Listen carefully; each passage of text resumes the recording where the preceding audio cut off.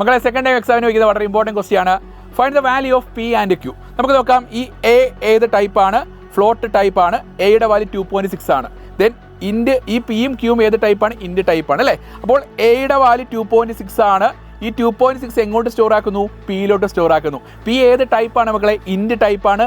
അപ്പോൾ 2.6 എന്താവും, 2 ആകും. അഥവാ 0.6നെ റിമൂവ് ചെയ്തിട്ട് ഇൻഡിജർ വാല്യൂ എന്താവും, 2 ആകും. അഥവാ 2.6നെ ഇൻഡ് ആക്കുമ്പോൾ എന്താവും, 2 ആകും. കുഴപ്പമില്ലല്ലോ. അപ്പോൾ പിയുടെ വാല്യൂ എന്താവും, 2.